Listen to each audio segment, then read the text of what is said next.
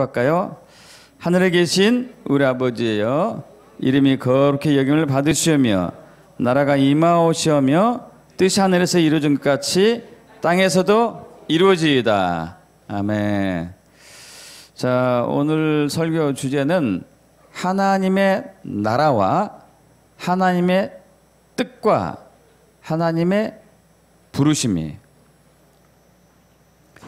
하나님의 나라와 하나님의 뜻과 하나님의 부르심. 그럼 이 셋은요, 뗄래야 뗄 수가 없어요.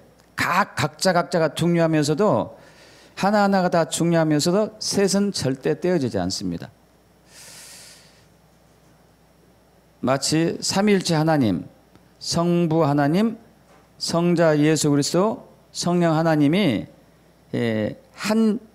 각 위격이 있으면서도 하나인 것처럼 하나님의 나라와 하나님의 뜻과 부르심은 하나다고 생각하셔도 돼요.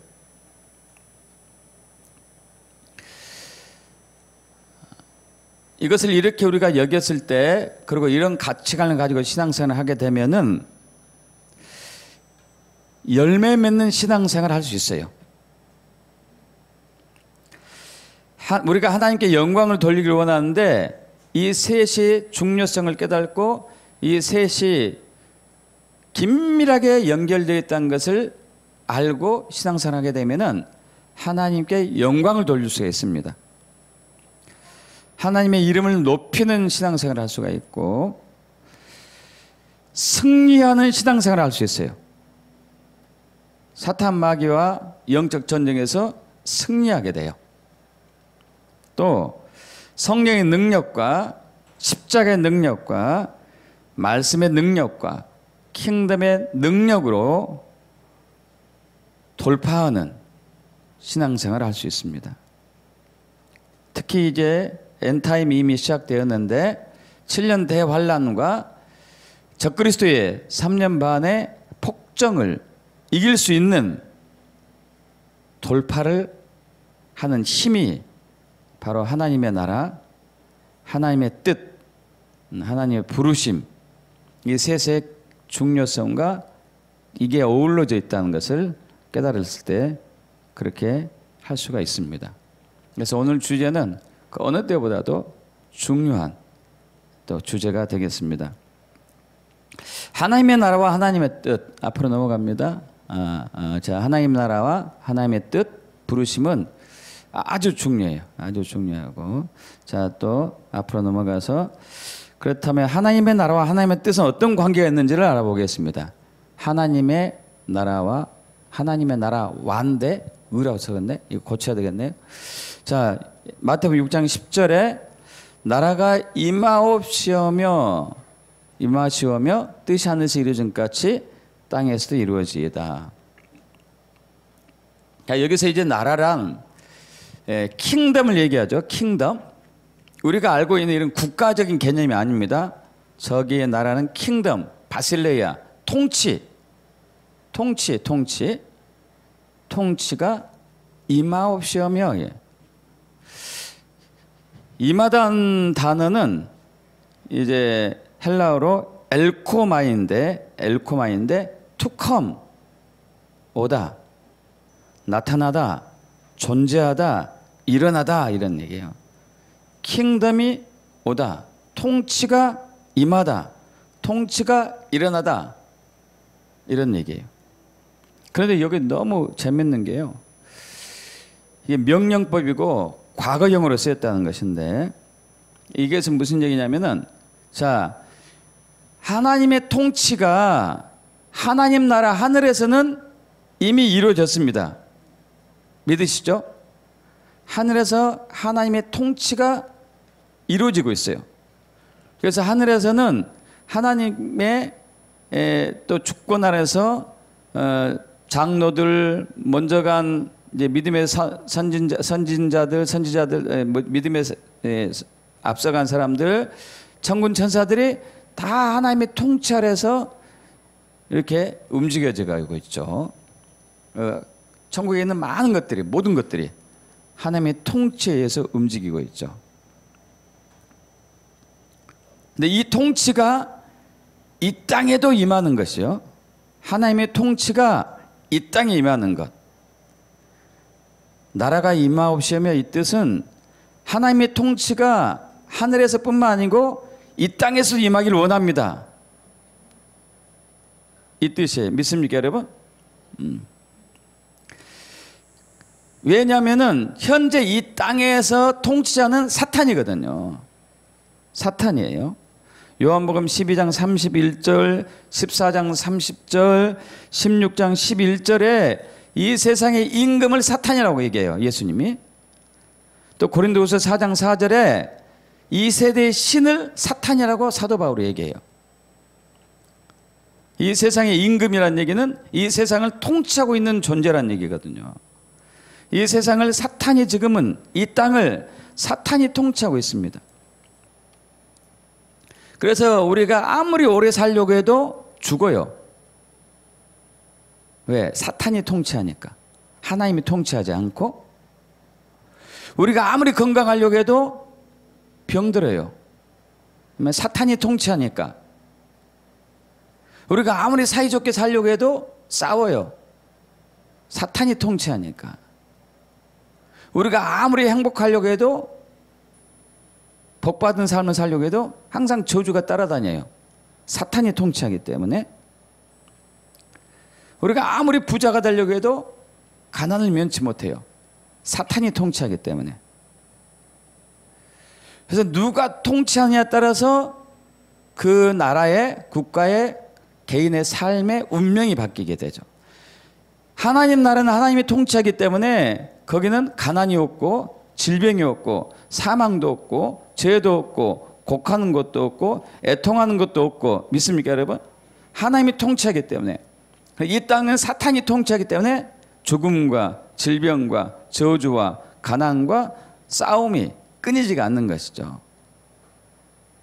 대한민국 남과 북으로 나눠졌는데 북한은 김일성, 김정은, 김정일, 김정은이가 통치하고 있죠. 지금은 또 이제 누군지 모르겠지만 이들이 통치하기 때문에 공산주의로 아주 비참한 나라가 됐어요.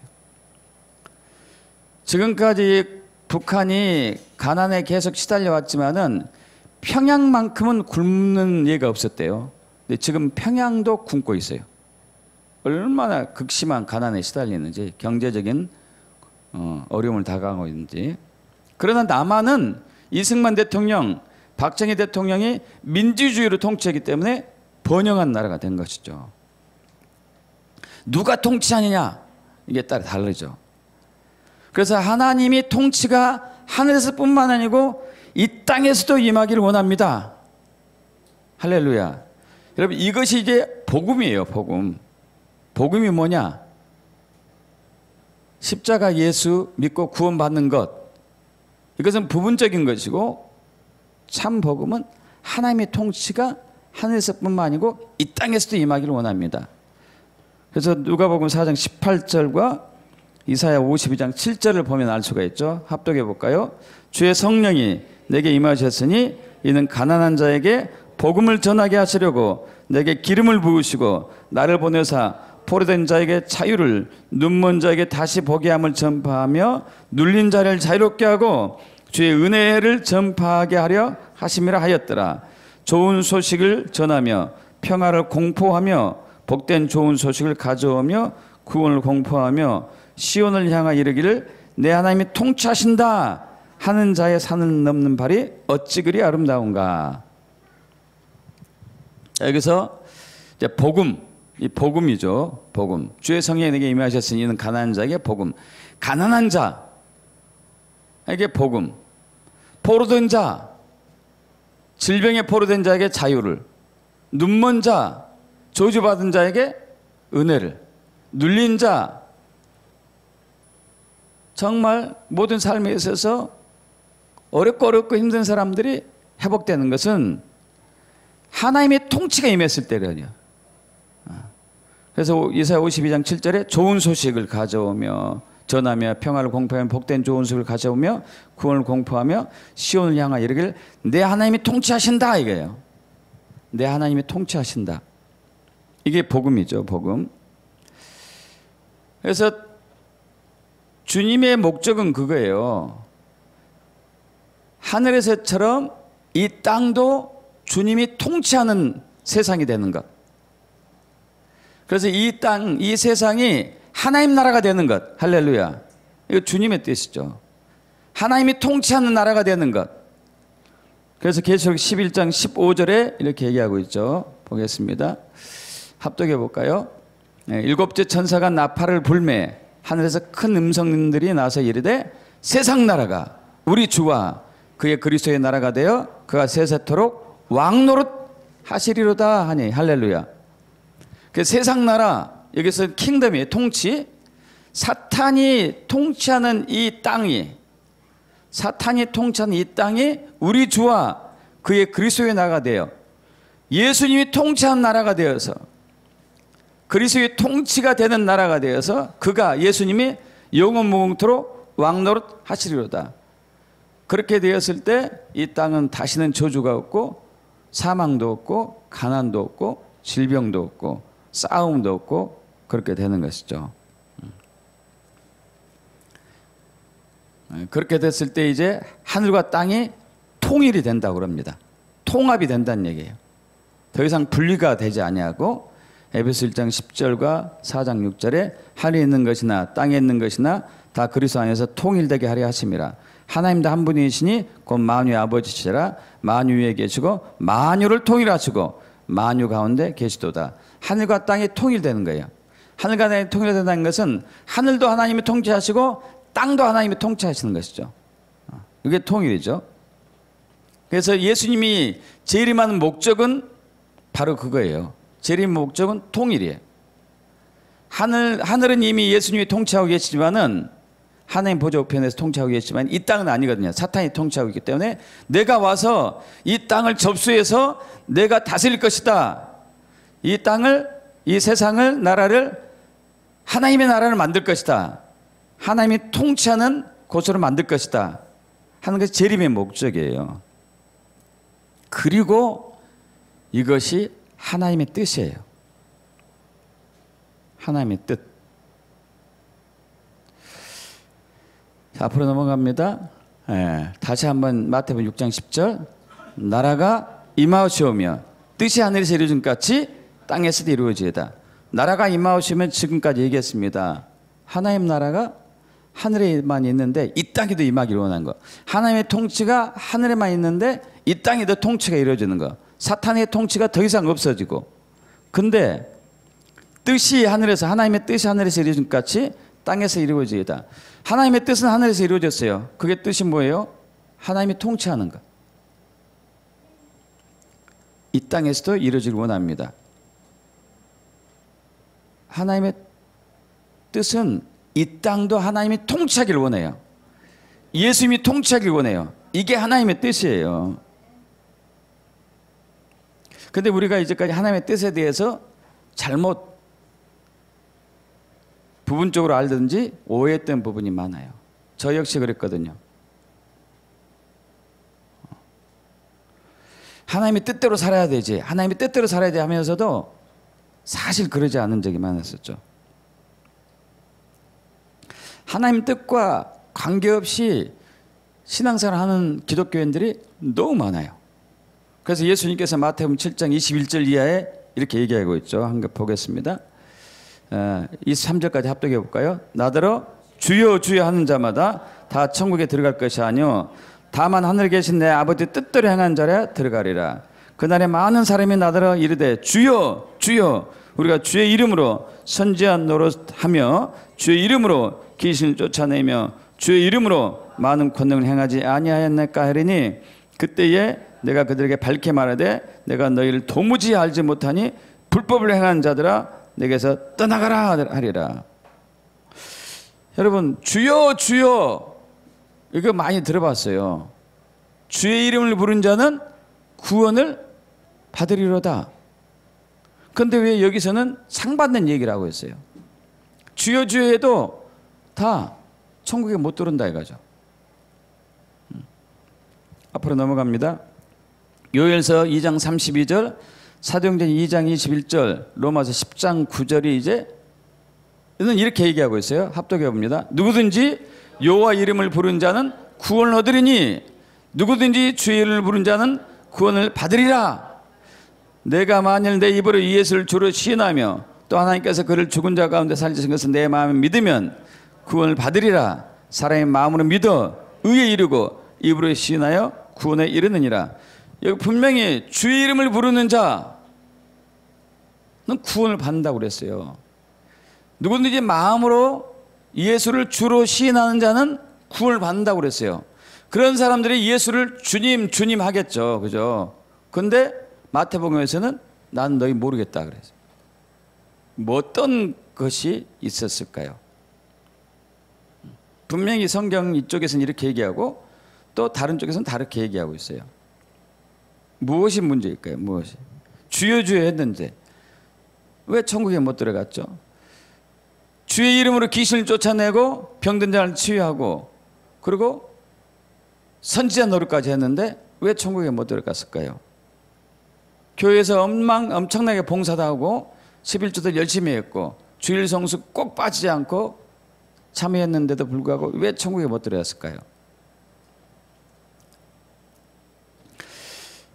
여러분 주여 주여 의미는요. 주여 주여 의미는 예수님이 나의 주인이란 얘기예요.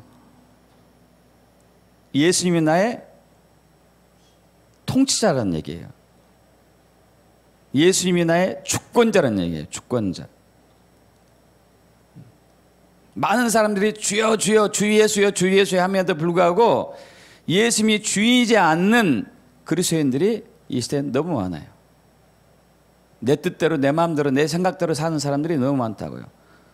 몸은 교회에 오고 종교적인 율법을 잘 행했음에도 불구하고 내 마음의 주인은 예수님이 아니고 내가예요. 사역을 하는 데 있어서 하나님의 나라를 위한 사역이 아니고 개인 사역이만. 구제 좋아요. 구제. 축사 귀신 쫓아내는 거 좋아요. 질병 치유하는 거 좋아요. 그런데 이게 하나님의 나라와 관계가 없어요. 하나님의 뜻과 관계가 없고.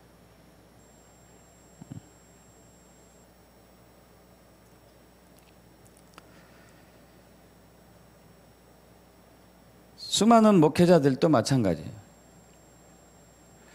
하나님의 나라, 하나님의 통치, 하나님의 왕국을 이뤄가야 되는데 자기 나라, 자기 왕국을 세우는 목회자들도 많아요. 그럼 그런 사람들을 주님께서 이제 모른다고 그러는 거죠. 개인들도 마찬가지고 자기 뜻을 위해서 자기 야망을 위해서 기도하는 사람들이 많아요. 하나님 이거 해주세요. 저거 해주세요. 하나님의 뜻과 관계가 없어요. 하나님의 나라와 관계가 없어요. 하나님의 통치와 관계가 없습니다. 그래서 여러분 이 시간 여러분 스스로에게 다시 한번 질문을 던져봐야 돼요. 어떤 질문이냐? 왜 나는 신앙생활하고 있지? 왜 나는 남들이 다 주일날 놀러 가는데 여기 와 있지?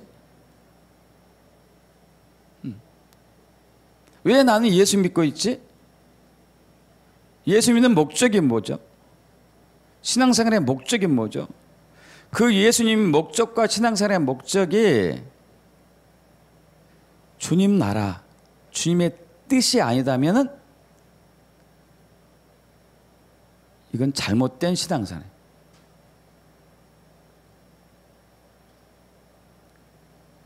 제자들이 예수님께 어떻게 기도해야 됩니까? 하고 이제 물어보잖아요. 어떻게 기도해야 됩니까? 그래서 이 주님이 주기도문을 가르쳐 주죠. 왜 주기도문을 가르쳐 줬을까요? 이것이 신앙의 정수다. 이게 신앙의 정수다. 하나님 이름 높이는 것, 하나님 나라가 임하는 것, 하나님의 뜻을 이루어가는 것, 이게 신앙의 정수다. 정수. 이게 단지 교회에 나오는 걸 통하여 가지고 이제 나는 죽을 때 지옥 가지 않고 천국에 갈 거야. 이런 소망을 가지고만 있다면은 이게 이제 불안불안한 거예요. 내 삶 자체가 주님 나라를 위한, 주님의 통치가 이 땅에 임하기 위한 그런 삶이 되지 않고 있다면,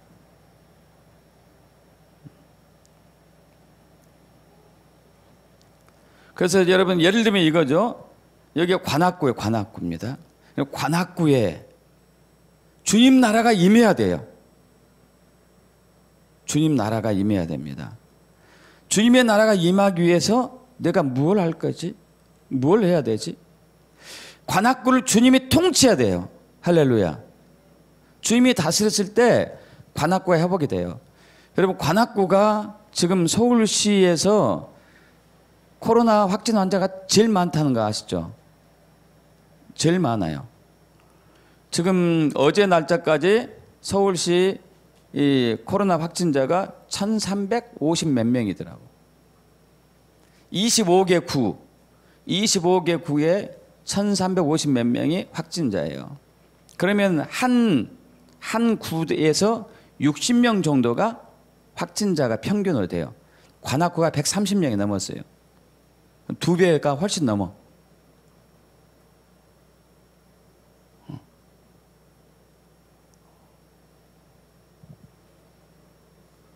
하나님이 통치하는 관악구가 되었을 때는 확진자가 없든지 줄든지 그럴 거예요. 그럼 하나님이 통치할 수 있도록 우리 관악구에 대해서 기도를 해야 되거든. 주여, 이 관악구를 하나님이 통치하기를 원합니다. 하나님이 통치하는 가정이 되도록 가정에서 누군가 재단을 쌓아야 돼요. 그렇지 않으면 그 가정을 사탄이 통치하거든. 사탄이 통치하는 가정이 되었을 때는 그 가정은 병들고, 그 가정은 가난하고, 그 가정은 저주받고, 그 가정은 조기 사망하고, 사건 사고가 끊이지 않고 그렇게 되는 거죠. 사탄이 통치하는. 누가 통치하느냐가 핵심이거든요. 누가 통치하느냐. 그러면 여러분, 이 가정과 지역사회를, 교회를 하나님이 통치하게 하려면은 그분의 주권 앞에 온전히 엎드려야 되거든요. 나의 주권을 완전히 내려놓고 그분의 주권 앞에 온전히 엎드려야 돼요. 마치 여러분 진돗개 알잖아요. 우리나라 명견 중에 1순위가 진돗개죠. 진돗개. 여러분 진돗개가 왜 명견이죠? 우리나라에서 명견을 치죠. 주인에게 온전하게 충성하기 때문에. 한 번 주인은 영원한 주인이에요. 영원한 주인. 전 세계에서는 진돗개를 명견으로 안 쳐줘요. 왜? 주인이 바꾸면은 바뀐 주인을 따르지 않으니까. 세계에서 명견들은 기준이 그거였어요. 주인이 바뀌면 바뀐 주인을 따라야 되는 게 명견에 쳐요. 우리나라는 한 번 고는 영원한 고예요. 한 번 주인은 영원한 주인이에요. 영원한 주인. 우리 그리스도인들이 이게 문제거든요. 처음에는 딱 예수 믿을 때, 예수 만났을 때, 주님이 예수님이 나의 주인이십니다. 절대적인 복종으로 가다가 세월이 지나니까 주인을 바꾸네. 예수님이 있어야 할 자리에 내가 있는 것이죠. 내가.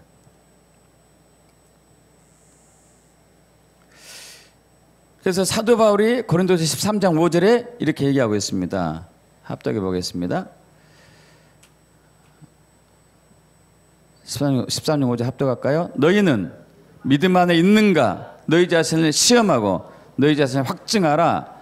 예수 그리스도께서 너희 안에 계신 줄을 너희가 스스로 알지 못하느냐? 그렇지 않으면 너희는 버림받은 자들아. 여러분, 예수님이 여러분 안에 계신지 안 계신지 어떻게 확증합니까? 만져지도 않고 보이지도 않고 느껴지지도 않는 예수님이 여러분 안에 있는 것을 어떻게 확신해요? 어떻게 확증하죠? 그냥 믿어버리는 거예요? 아니요. 예수님이 나의 주인이냐 아니냐. 여러분 안에 예수님이 계시는데 주인으로 계시느냐 아니면 내가 주인이냐. 누가 주인이세요? 가슴에 손을 얹고 확증해 보셔봐요. 여러분이 형식적인 신앙생활하고 있으면은 예수님이 주인이 아니에요.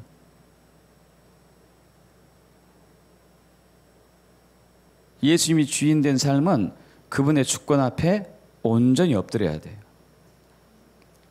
그분의 통치 앞에 순복해야 돼요. 나의 주권을 주님께 내어줘야 돼요. 이게 예수님이 주인돼요.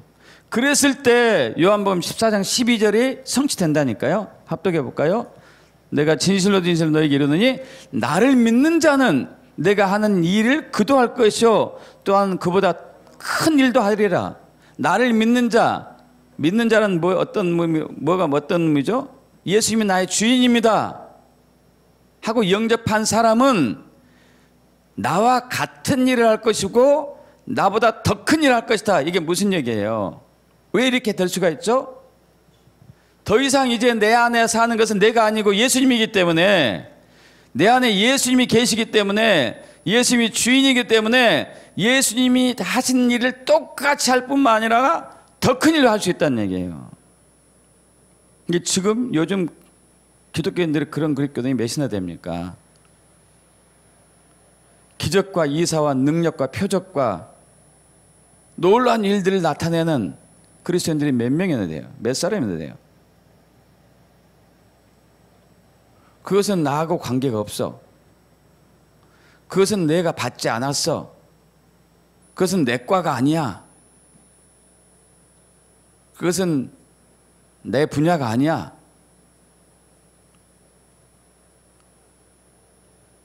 그러나 확실한 것은 예수 믿는 사람 안에는 예수님이 계시다는 거거든요. 그 예수님이 그냥 있는 게 아니에요. 예수님의 목적은 뭐죠? 이 땅에 주님의 통치가 임하게 하는 것. 할렐루야. 믿습니까? 이 땅에 주님의 통치가 임하게 하는 것이 예수님의 목적이거든요. 하나님 나라를 이 땅에 임하게 하는 것, 하나님의 통치가 이 땅에도 이루어지게 하는 것. 그래야지 우리가 행복하니까, 그래야지 우리가 영원히 죽지 않으니까, 그래야지 우리가 저주가 없으니까, 그래야지 우리가 가난이 없으니까, 그래야지 우리가 건강하니까.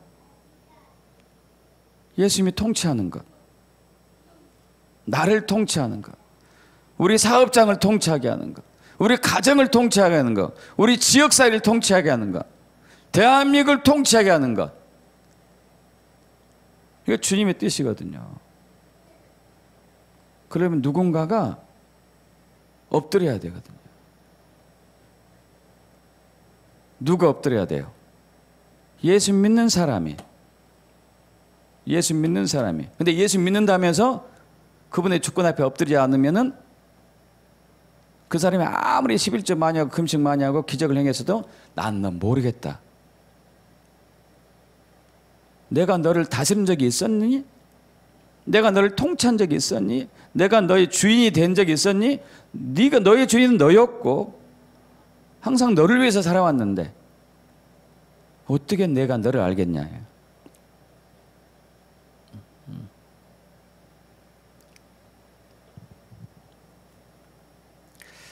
가끔 이제 제가 설교 때 예화로 저의 예를 들지만 제가 목회하기 전에 사업을 했었잖아요. 사업.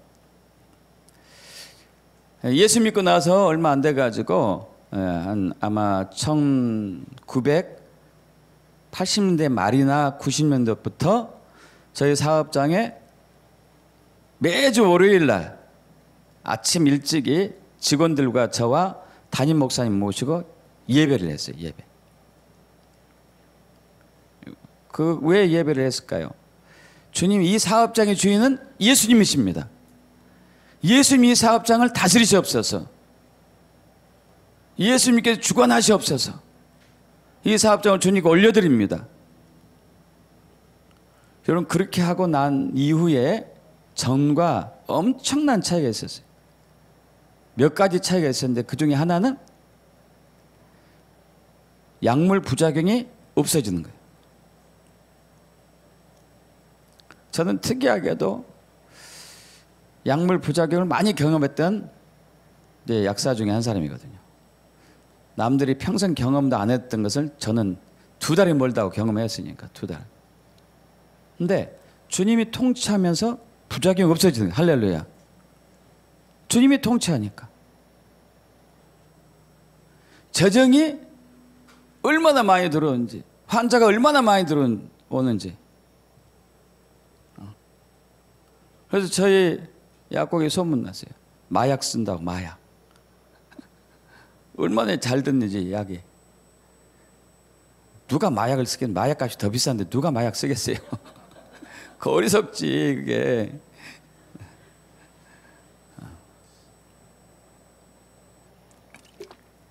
그리고 너무 또 재밌는 게 저희 사업장 앞에 느닷없이 횡단보도가 생기네, 이게. 저희 사업장 주변으로 시장이 형성이 되네. 시장이 형성. 좋은 조건은 다 하나씩 만들어져요. 다. 하다못해 전화번호도 기가 막힌 것도 쓰더라고. 341에 6341. 6자만 딱 가운데 들어가면 341, 341, 6자만 들어가면 앞뒤가 똑같아. 아주 섬세한 것까지 하나가 다 주님이 맞춰주는데, 와, 이거 뭐야 이게? 그래서 저는 다른 분한테 그렇게 표현하지만은 제 마음속에, 야, 나는 도깨비 방망이야. 도깨비 방망이 들고 있어요. 금 나와라 뚝딱 하면 금 나오고, 은 나와라 뚝딱 하면 은 나오고, 모든 게 잘 되니까. 모든 게. 왜 잘 됐어요? 하나님이 통치하니까. 하나님이 통치하니까요. 누가 통치하느냐? 여러분을 누가 통치하냐? 여러분의 속한 가정을 누가 통치하느냐? 이 교회를 누가 통치하느냐? 이 지역사회를 누가 통치하느냐? 대한민국을 누가 통치하느냐? 누가 왕이냐? 누가 주인이냐? 여러분, 예수님이 주인이면요, 기적이 일어난다니까요. 저는 이제 훈련하면은 믿어요. 벽을 뚫고 내가 가버릴 거야. 가끔 설교하다가 없어지다도 놀라지 마십시오. 나 뚫고 다른 데로 가버릴 거야. 예수님이 그렇게 하셨잖아요. 벽을 뚫고 나타나셨잖아. 저도 그렇게 될 걸 믿어요. 왜? 제 안에 예수님이 주인이니까. 믿습니까? 주님의 영광을 위해서라면은 주님이 그 일을 하실 것을 믿어요. 주님의 영. 저의 이제 제가 높아지고 나면 주님이 안 하시겠죠. 주님의 영광된 일을 하면은 주님 나라를 위하면 그렇게 하실 거예요. 믿습니까, 여러분?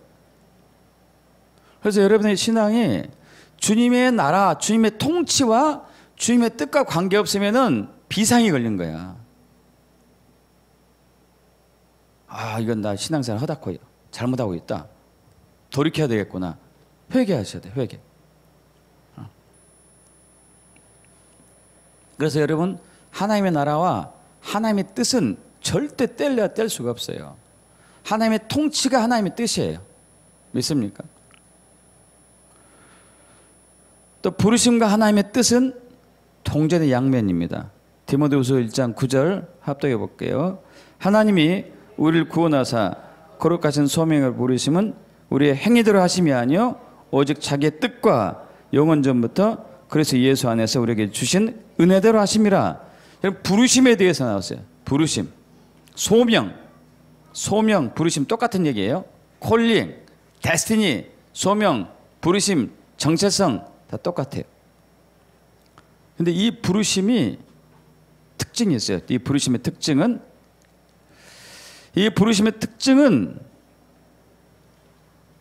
영원 전에 미리 예정하신 거예요. 영원 전에 미리 예정하신 거예요.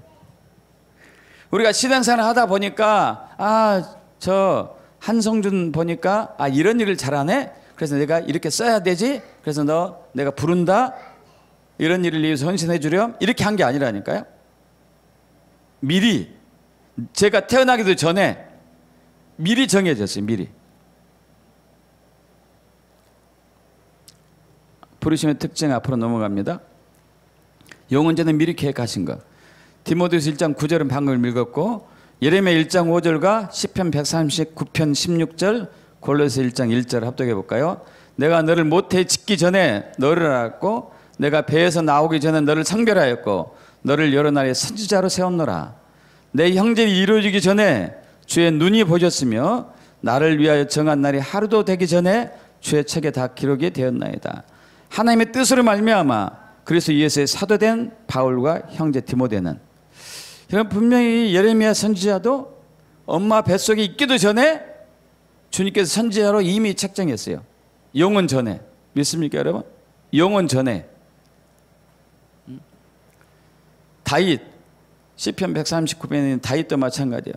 다윗이 태어나기도 전에 하나님 나라의 하나님 책에는 다윗의 일생이 기록되어 있어요. 일생이. 바울도 마찬가지고 디모데도 마찬가지고 바울은 원래 사울이라는 이름을 가지고 예수 믿는 사람들을 붙잡고 죽이고 협박하는 사람이었는데 그가 예수를 만나고 나서 완전히 바뀌었죠. 그래서 사도로 부르심을 사도로 나가죠. 근데 이미 이것은 영원 전에 예정하신 거예요. 영원 전에. 저도 마찬가지거든요. 아, 신앙생활 하다 보니까 싹수가 좋네. 그래서 너를 내 종으로 부르겠다가 아니고 영원 전에 예정하신 거. 믿습니까 여러분? 영원 전에. 그리고 그래서 이것은 우리 행위와 관계가 없어요. 앞으로 넘어갈까요? 우리의 행위와 관계없어요. 우리의 행위대로 거룩하신 소명으로 부르심은 우리의 행위대로 교회에서 정말 봉사하고 열심히 헌신하고 충성하고 모든 교회 행사 빠지지 않으니까 내가 저에게 큰일을 맡게 되겠다가 아니에요. 우리 교회에서는 그렇게 쓰잖아요. 사람 쓸 때. 그죠? 목회자들이 사람을 쓸 때 헌신하고 충성하고 정말 열심히 한 사람 이제 골라서 쓰잖아요. 근데 이 주님은 아니에요. 이미 예정하신 대로 쓰시는 거예요. 믿습니까? 그리고 이 부르심은 예수 안에 있는 부르심이에요. 앞으로 넘어가요. 그리스도 예수 안에서 주신 거예요. 이게 무슨 얘기냐면은 예수 믿는 자만이 부르심을 성취할 수 있어요. 예수 믿지 않은 사람은 부르심을 성취할 수가 없어요. 예수 안에 있기 때문에. 예수 안에 있기 때문에. 그리고 이 부르심은 절대 변하지 않아요. 중간에 변동됨이 없습니다. 로마서 11장 29절 합독할까요? 하나님의 은사와 부르시면은 후회하심이 없느니라. 할렐루야. 그래서 여러분 어떤 분은 이제 이런 기도를 받을 수도 있어요. 전혀 생각지도 않았는데 저도 마찬가지고요. 저도 이제 구로에서 교회 개척할 때 북한에 대해서 한 번도 생각해 본 적이 없었어요. 한 번도 생각은 안 했겠죠. 북한이 저렇게 그냥 힘들게 하느냐. 빨리 저들도 깨어나면 좋겠다. 이런 식으로 생각했지 북한을 위해서 기도하거나 막 북한을 생각하거나 마음에 품거나 그런 적이 없었어요. 어느 날 기도 받는데 어떤 사역자가 목사님 안에 북한이 보이네요.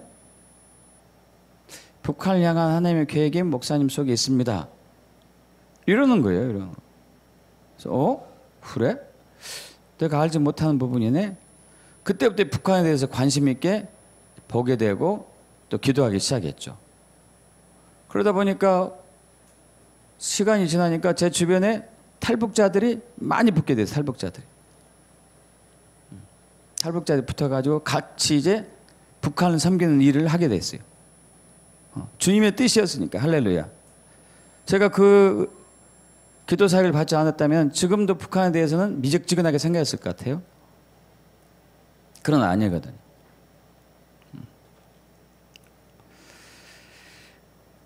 그래서 이 부르심에는 후회하심이 없어요. 반드시 성취하십니다. 반드시. 믿습니까? 그리고 제일 중요한 거예요. 오직 하나님의 뜻을 이루기 위한 부르심이에요. 하나님의 뜻. 자, 하나님이 우리를 구원하셔가지고 거룩하신 소명으로 부르심은 우리의 행위대로 하심이 아니고 뭐 때문에요? 오직 자기의 뜻을 이루기 위해서. 할렐루야. 하나님의 뜻을 이루기 위해서 우리를 부르심 가운데 불렀다고요. 미리 영원 전에 우리에게 소명을 주셨다고요. 미리 정체성을 주셨어요. 미리 데스티니 예정하셨어요. 미리 주님의 뜻을 이루기 위해서. 믿습니까 여러분? 부르심과 주님의 뜻은 밀접하게 관련이 있다니까요.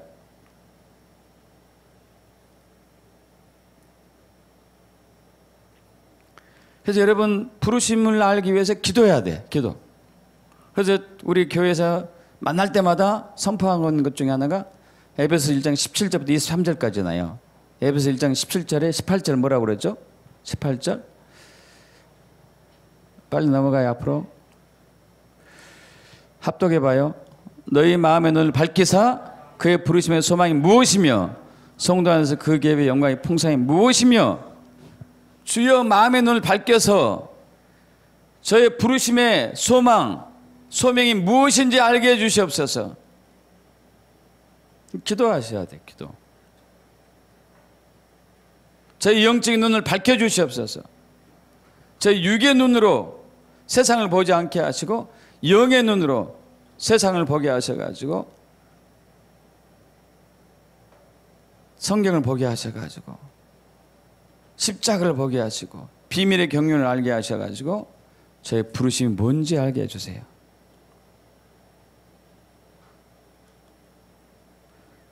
그리고 그 부르심을 거역해서는 안 돼요.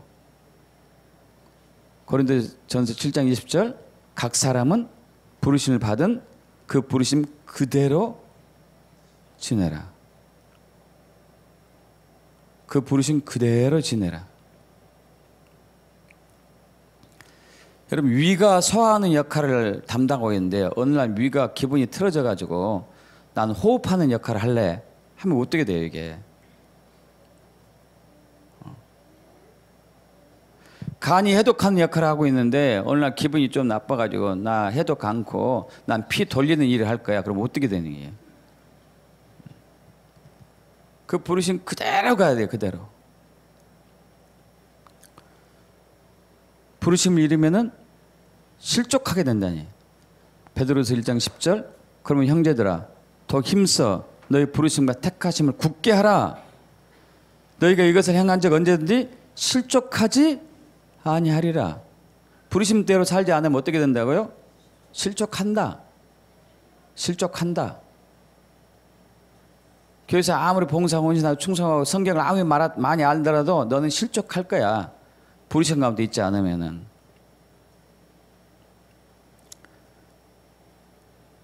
부르심 안에 있는 사람이 결국은 승리한다. 할렐루야. 계시록 17장 14절 합독해 볼까요? 그들이 어린 양과 더불어 싸우려니와 어린 양은 만주의 주시어 만왕의 왕이시므로 그들 이기실 터요. 또 그와 함께 있는 자들 곧 부르심을 받고 택하심을 받은 진실한 자들도 이기리로다. 여러분 예수님께서 이제 마지막 때에 하나님의 군대를 모아요. 그래서 정렬시켜 정렬. 군대는 각 분과가 있거든요. 분과. 저 같은 것은 의무분과였어요. 의무분과. 그럼 의무대에 소속이었어요. 그래서 또 보병 의무대다 보니까 참 이제 철모 쓰고 소총 들고 이제 허리띠 메고 배낭 메고 군화 신고 병들하고 똑같이 하는데 하나 더 하는 게 있어요. 의무 가방이에요. 의무 가방 들고 이제 다녔던 것이죠. 의무대. 저 의무병과였어요. 의무병과. 앰뷸런스 타고 다니고 또 때로는 걸어 다니기도 하고 의무대로서. 그럼 하나님께서 마지막 때에 하나님의 군대를 불러올 때 분과별로 줄을 세울 거, 분과별.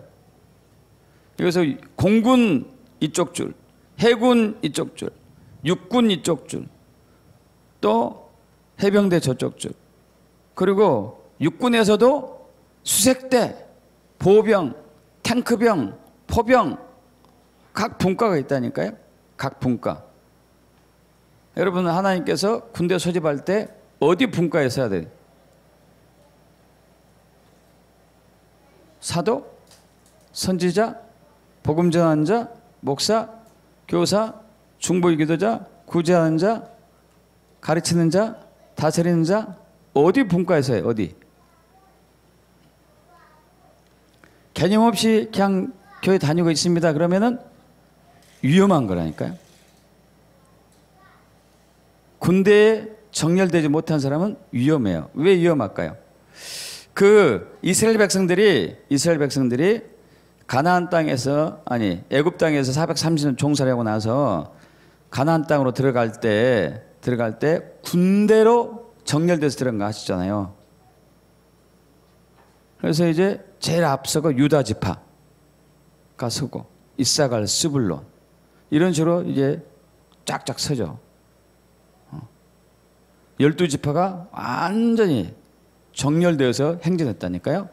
그런데 그때 그 주변 민족들이 이스라엘 백성들 괴롭힌 부분이 나와요.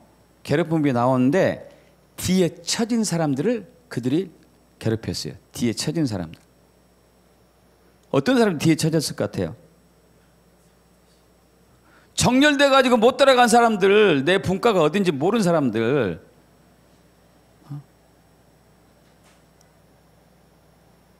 그런 사람들은 이제 자기 소속이 없으니까 그냥 맨 뒤에 처져 가지고 잡담하면서 따라갔겠죠. 그런 사람들 다 이제 추적해 가지고 빼앗고 죽이고 했다니까요. 군대에 딱 속해 있으면은 못 들으잖아요. 겁나가지고. 근데 뒤에 처진 사람들을 괴롭혔어요.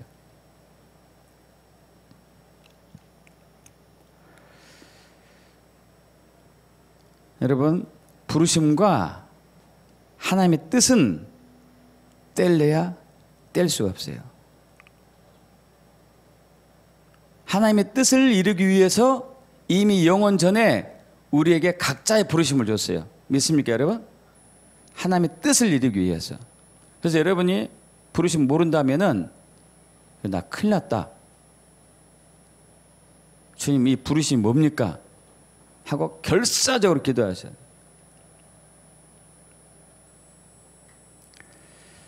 그래서 또 앞으로 넘어갑니다. 자, 하나님의 나라와 하나님의 뜻이 뗄래야 뗄 수가 없죠. 하나님의 나라가 임하는 것이 하나님의 뜻이죠. 이 땅에. 그죠? 이 땅에 또 하나님의 통치가 이루어진 것이 하나님의 뜻이에요. 뜻이 하늘에서 이루어진 것처럼 이 땅에서 이루어지는 게 하나님의 뜻이죠. 또 하나님의 뜻과 부르심은 뗄래야 뗄 수가 없어요. 하나님의 뜻을 이루기 위해서 우리 각자를 부르셨어요. 정체성과 대신을 주셨죠. 그래서 하나님 나라와 부르심은 역시 뗄래야 뗄 수가 없겠죠. 하나님 나라를 세우기 위해서 우리는 부르심 가운데로 정렬돼서 들어가야 되죠.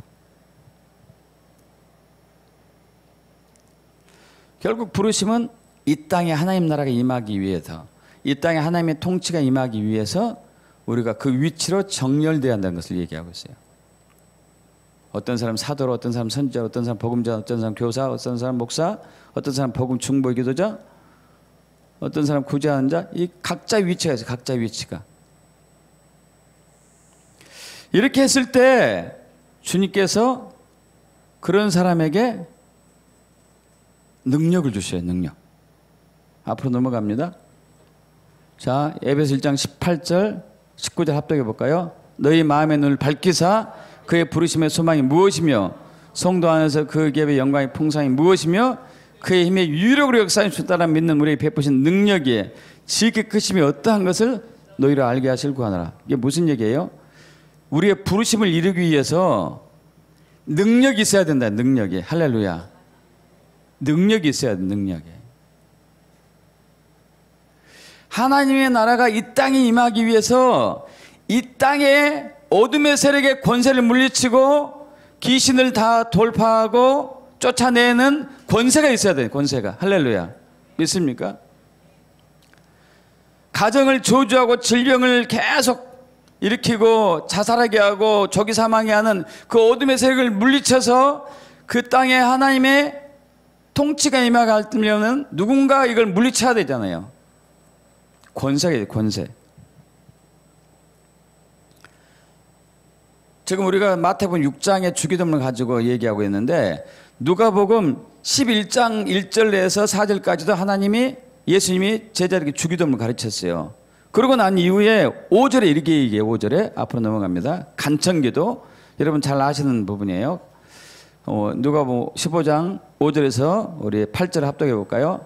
또 이르시되 너희 중에 누가 벗이 있는데 밤중에 그에게 가서 말하기를 벗이여 떡 세 덩이를 내게 구워주라. 내 벗이 여행 중에 내게 왔으나 내가 먹을 것이 없도라 하면 그가 안에서 대답하여 이르되 나를 괴롭게 하지 말라. 문이 이미 닫혔고 아이들이 나와 함께 침실에 누웠으니 일어나 내게 줄 수가 없노라 하겠느냐? 내가 너에게 말하노니 비록 벗됨으로 인하여서는 일어나서 주지 아니할지라도 그의 간청을 인하여 일어나 그 요구대로 주리라. 여러분 이 상황들 잘 이해되시죠? 한번 그려볼까요? 뭐 이제 마을에서 그래도 친하게 지내는 그 갑동이하고 갑순이라면 좀 그러네. 누구라 그럴까요? 길동이가 있어요. 갑동이하고 길동이. 갑동이하고 길동이가 있는데 갑동이가 어느 날 이제 자기 집에 친구가 밤중에 찾아왔어요. 먹을 것이 다 떨어져 대접할게. 그래가지고 길동이 집에 가가지고 야, 나 먹을 것 좀 빌려줘.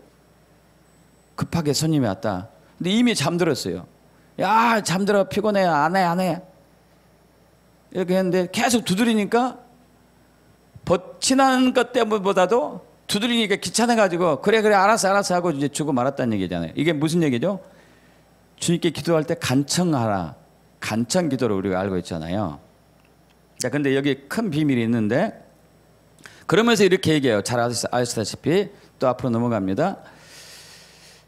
누가복음 11장 9절 10절 합독해 볼게요. 내가 또 너에게 이르노니 구하라 그러면 너에게 주실 것이요 찾으라 그러면 찾아낼 것이요 문을 두드리라 그러면 너에게 열릴 것이니 구하는 이마다 받을 것이요 찾는 이는 찾아낼 것이요 두드리는 이게 열릴 것이니라.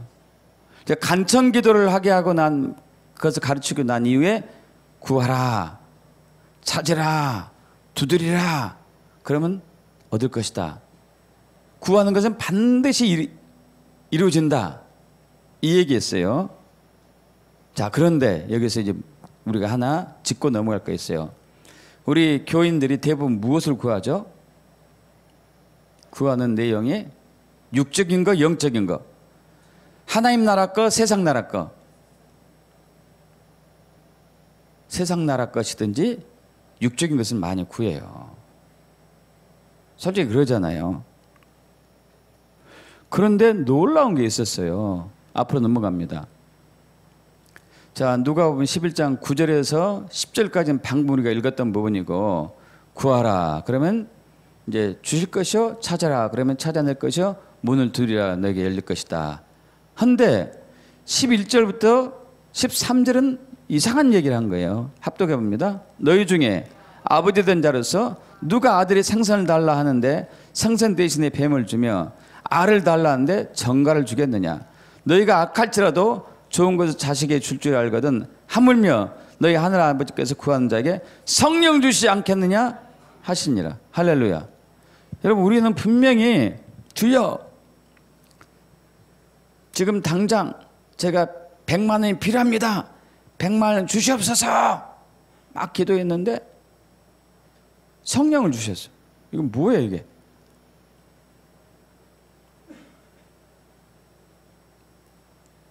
여기서 비유는 자 아들이 생선 달라는데 생선 대신 뱀을 주겠느냐?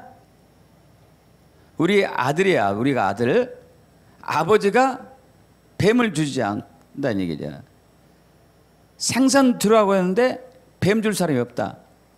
근데 생선 대신에 하나님이 뭘 주셔요? 성령을 주시네. 성령을. 나는 생선 주세요 했는데 하나님이 뭘 주세요? 성령님. 할렐루야. 왜 그럴까요? 왜? 하나님의 뜻을 이루려면은, 하나님께서 나에게 주신 부르심을 성취하려면은, 하나님의 통치가 이 땅에 임하게 하려면은 성령님의 능력이, 역사가 풀어져야 되거든요. 이해되십니까, 여러분? 나는 생선 달라고요. 생선. 돈 주세요. 알을 주세요. 알. 계란은 겁나게 많이 주세요. 근데 성령을 주세요. 성령. 할렐루야. 나는 육적인 것을 구했는데 성령을 주세요. 성령.